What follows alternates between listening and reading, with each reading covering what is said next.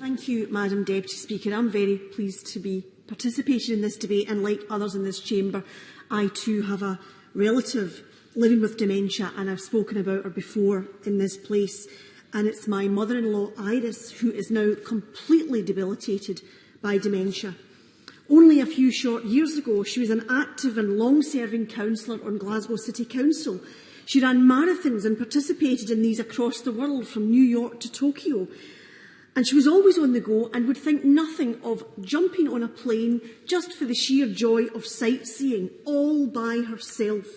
And she was respected and held in deep affection by all who knew her.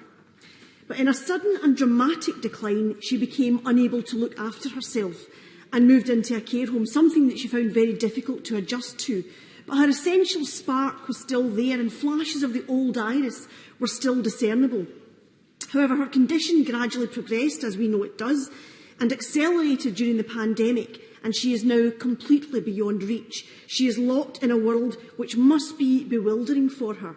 Her ability to communicate on almost any level is completely gone, and Iris is no longer recognisable as the spirited woman that she once was. And that, as we've heard today from other people, is a very familiar story, a cruel illness where loved ones are both present and absent at the same time. Bewildering for those living with the condition and heartbreaking for family members affected.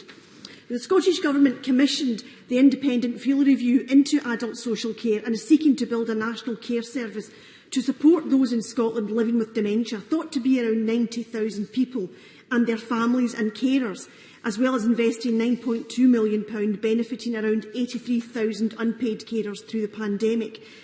But what we really need and what we must have is more research into this dreadful and terrifying disease, and we cannot risk the progress on research and treating dementia to stall or even slip back.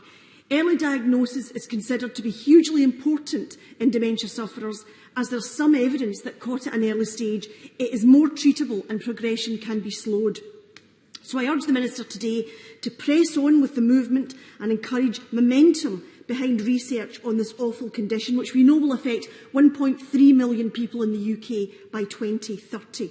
We cannot allow any more time or opportunities to pass us by as we seek to support those living with or at risk of dementia.